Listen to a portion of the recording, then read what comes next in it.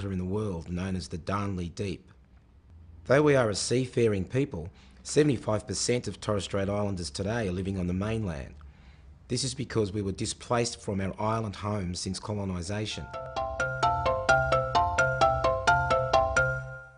Okay, so we can use spoken and written descriptions to talk about a number of different subject areas. In social settings, we can describe people, family, or relationships. In physical settings, we can describe geography, landscapes, and other places. But whatever you're describing, it's important to organise and structure your language. You need to carefully plan what you're going to say and the order you want to say it in. If you're describing a country, it's helpful to list the features you want to concentrate on.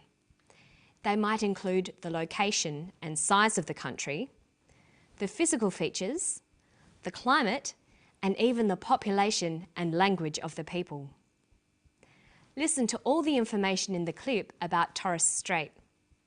Can you hear what type of information the speaker is giving us? The Torres Strait is situated above Queensland, between the Arafura Sea and the Coral Sea, Cape York Peninsula and Papua New Guinea.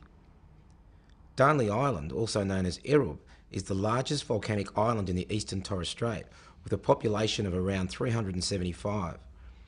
It is surrounded by some of the deepest water in the world, known as the Darnley Deep. Though we are a seafaring people, 75% of Torres Strait Islanders today are living on the mainland.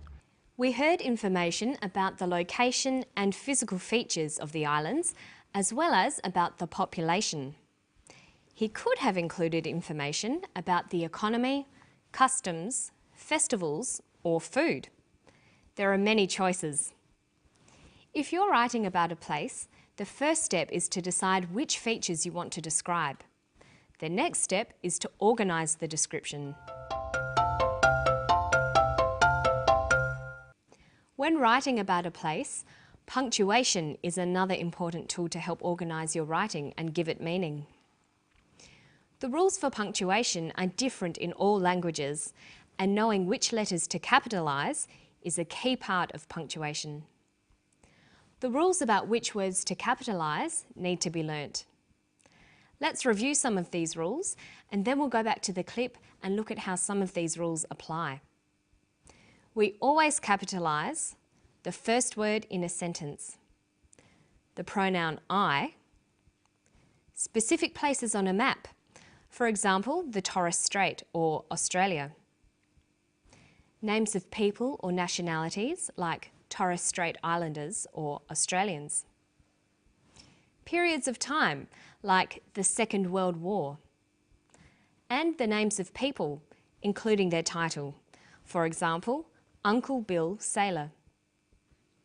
Compass points are not capitalised unless they form part of a formal name for an area. So the Eastern Torres Strait doesn't need a capital on the compass point, but Southeast Asia does. Let's take another look at the clip, focusing on the use of capitals. The Torres Strait is situated above Queensland, between the Arafura Sea and the Coral Sea, Cape York Peninsula and Papua New Guinea.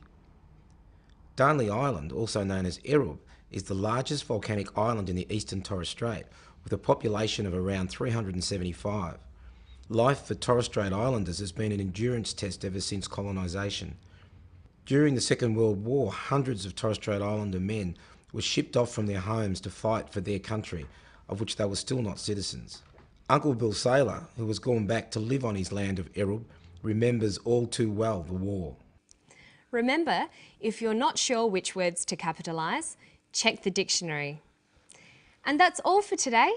Don't forget to practice organising and structuring your written language.